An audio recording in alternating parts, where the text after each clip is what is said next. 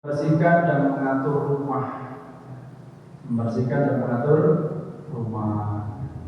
Di Ramadan itu dibuat suasana ben awake dhewe yo senang, nyaman ya. Nyawang barang yang patang lembrep itu biasanya mudah emosi. Wong poso kok mudah emosi ya. Mandu di kasur ya, sahur cuma ning kursi.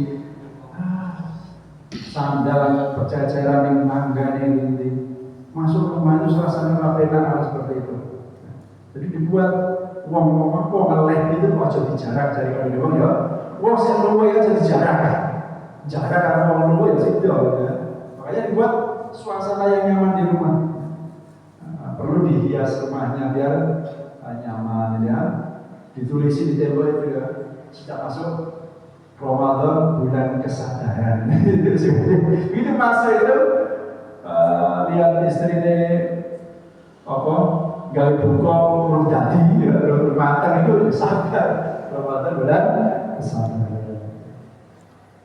Kemudian yang selanjutnya mempersiapkan sarana-sarana ibadah. Yang sekiranya kita mau ibadah menggunakan sarana peci, sajadah, ya, sarung, yang dipersiapkan dengan baik, dijaga kebersihannya, jangan sampai kita hadir di tempat umum, di masjid malah mengganggu jamaah yang lain. Kok peci ini tapi banget sampai yang masuk. Peci ini setahun berumur rata diubah, tidak boleh temen. Apalagi sarung, maktani, kerudung tulis, konsolnya doang juga. Jadi dijaga kebersihannya. Di istrinya diingatkan rukuknya boleh cuci ya. Cuma dia cuci ini setahun pisang ngarep do ya Ramadan justru sering kita gunakan yang dicuci. Kemudian bagi pengelola masjid atau tamu masjid juga mempersiapkan sarana-sarana di masjid. Ini bagi teman-teman yang mengelola masjid penting sekali karena di bulan Ramadan itu biasanya orang-orang yang dulunya nggak ke masjid juga di bulan Ramadan pada ke masjid. Senang. Maka ketika kesempatan dia datang ke masjid, pikatlah hatinya dengan kenyamanan berada di masjid. Mungkin karpetnya dicuci atau divakum, dikasih pewangi yang membuat orang itu nyaman kerasa di dalamnya. Kamar mandinya juga dibersihkan yang bersih, lantainya jangan sampai licin, dikasih pewangi biar orang itu merasa akhirnya oh ternyata masjid itu tempat menyenangkan. Daripada saya sholat di rumah, mampunya apa, kemudian sholat di masjid lain. Nah, besok-besoknya lagi karena orang juga akan datang ke masjid. Tapi kalau dia akan datang ke masjid itu WC-nya kebelet di dalam yang WC, wah, orang benar malah so nah aku gaya masjid mereka kebelet gak gila lalu kan. Hari seperti itu.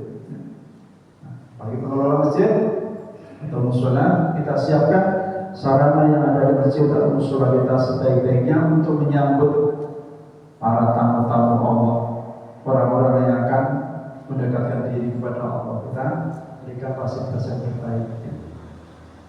Kemudian yang selanjutnya buat spanduk atau tulisan atau apapun untuk ajakan-ajakan ibadah di bulan Ramadan dengan kreasinya masing-masing dan sesuai dengan kebutuhan. Kemudian persiapan selanjutnya adalah persiapan materi atau finansial atau ijadul mali. Ya, bapak-bapak tahu sendiri persiapan harta bagaimana caranya ya nabung misalnya. Nabung ya untuk kebutuhan Ramadan. Ramadan kan ibadah tidak hanya dengan fisik saja, tapi ibadah dengan harta, infak, sedekah, dilipat gandakan, bayar zakat ya dan seterusnya. Maka kita siapkan jangan sampai di bulan Ramadan justru kita lebih gencar cari uang daripada ibadah. Kenapa?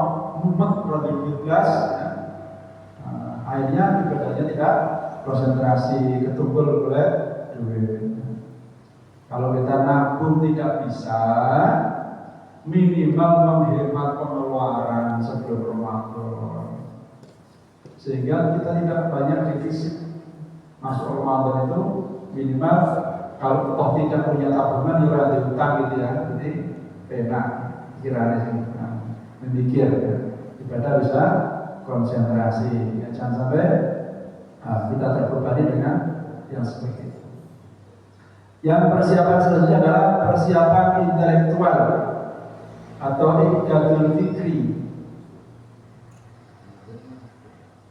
Banyak cara yang bisa kita lakukan, ya, dengan mendalami ilmu yang berkaitan dengan ibadah Ramadan, ya, sehingga kita dapat beribadah itu dengan mantap karena tahu hukum-hukumnya.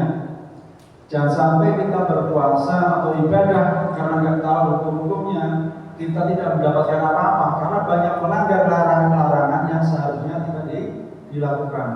Kata Rasulullah SAW, "Kamil shaimin laisa lahu min siyamihi illa ju'i wal atshi." Telah banyak orang yang berpuasa, tapi dia tidak dapat apa-apa dari puasanya, kecuali hanya mendapatkan lapar dan dahaga saja. Itu karena orang yang tidak tahu. Ada lagi orang yang merugi karena tidak tahu hukumnya. Ini kisah nyata betul-betul terjadi sama teman saya. Saya dulu kerja di perusahaan, ya, di bulan puasa. Teman saya itu tiba-tiba minum di siang hari itu minum. Tak tanya, "Mas, aku sampean mau minum apa?" "Wah, aku batal aku." "Lah kok batal iki piye?" "Aku berasa nesu kok." "Lah apa nesu aku sengaja karo bos aku terus nesu miso-miso." Wis tanggung batal aku nggih sisan. "Loh, sampean miso ora batal, Mas.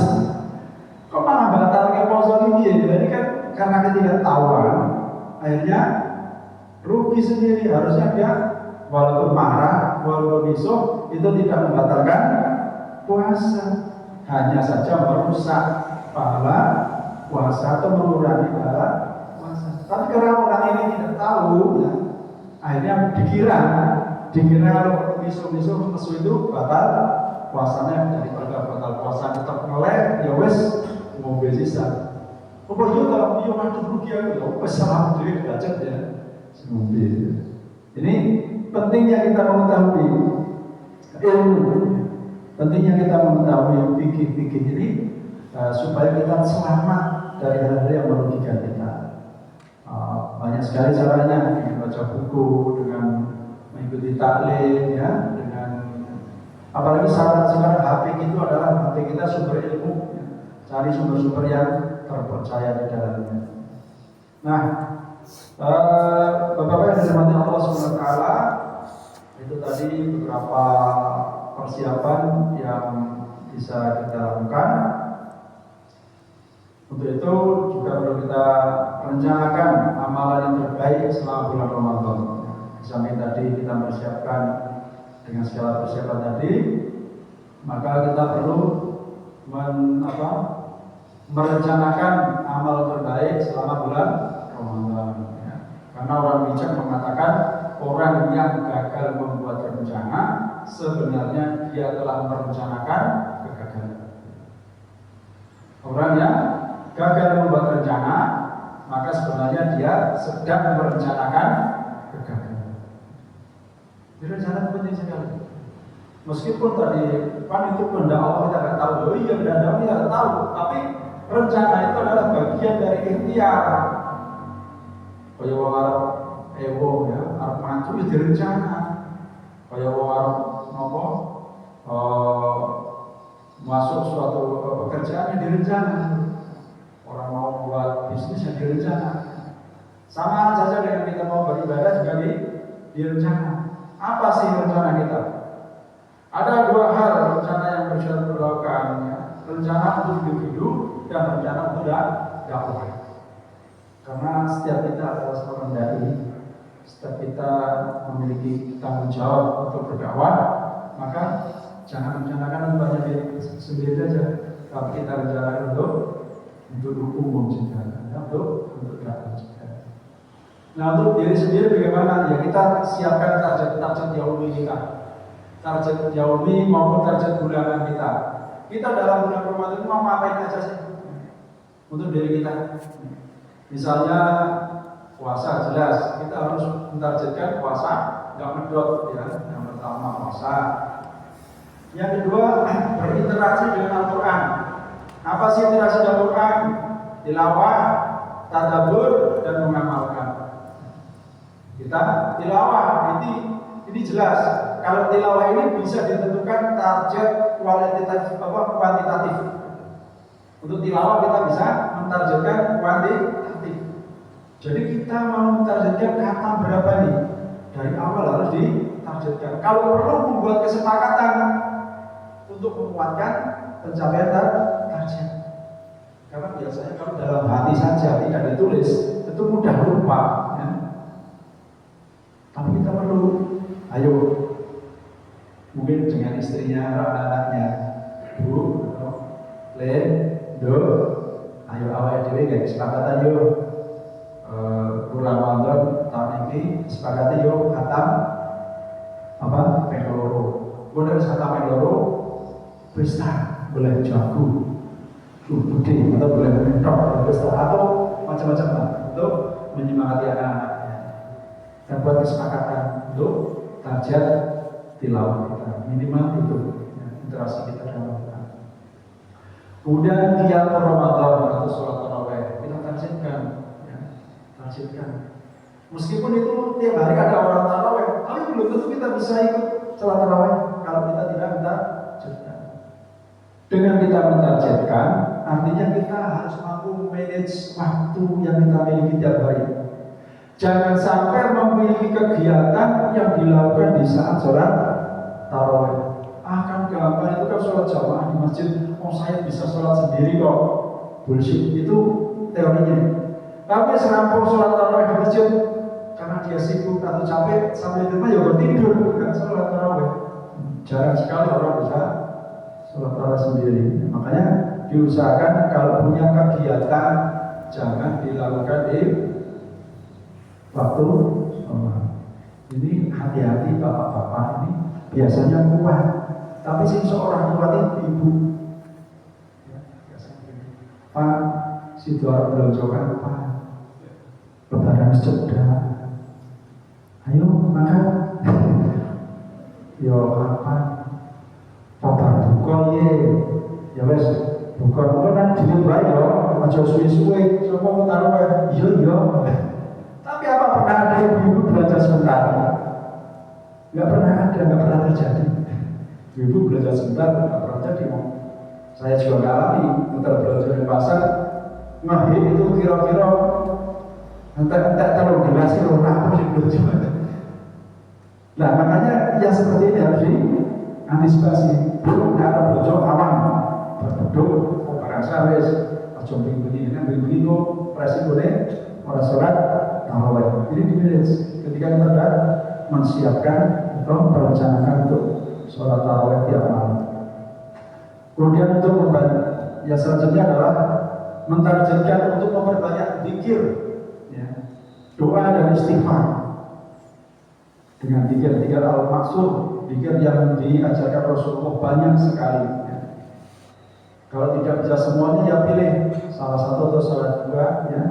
Kita rencanakan, oh minimal pagi, petang, atau apa? Kita rencanakan untuk kemudian dilaksanakan. Kemudian kita rencanakan untuk beribadah dengan harta kita. Oh, saya targetkan dalam bulan Ramadan ini memberi makan kepada orang yang berpuasa, beri makan buka untuk orang yang berpuasa. Loh, bagaimana caranya? Saya itu untuk kebutuhan sehari-hari aja nggak ada, ngasih makan orang buka bersama kan segitu banyaknya, tidak mungkin. Ini pemahaman kita seperti orang umum atau seperti itu. Kita harusnya melihat bahwa perintah untuk memberikan bukan pada orang yang puasa itu bukan sebagaimana yang lazimnya kita lihat di masjid orang banyak mengundang ustaz berceramah, tidak seperti itu. Kita bisa ketika bikin buka itu masak yang biasanya hanya untuk satu keluarga, kita tambahin berapa porsi lah, 5 porsi atau 4 porsi. Kemudian kita berikan kepada tetangga sebelah kanan.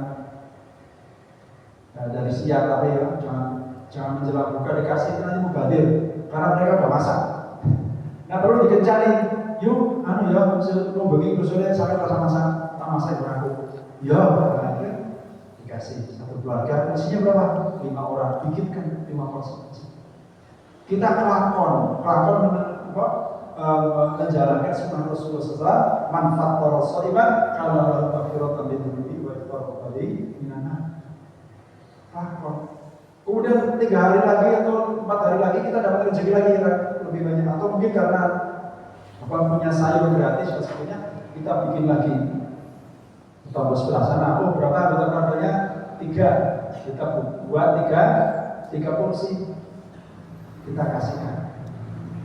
Jadi kalau kita nunggu banyak punya uang 1 juta, 2 juta untuk ngasih buka di masjid, dia nggak lakon-lakon nanti seperti itu. Maka dengan sedikit-sedikit seperti ini, justru akan insya Allah menjaga keikhlasan. Nggak harus disiarkan di masjid, ya, dan kita berikan pada orang yang kita lihat membutuhkan.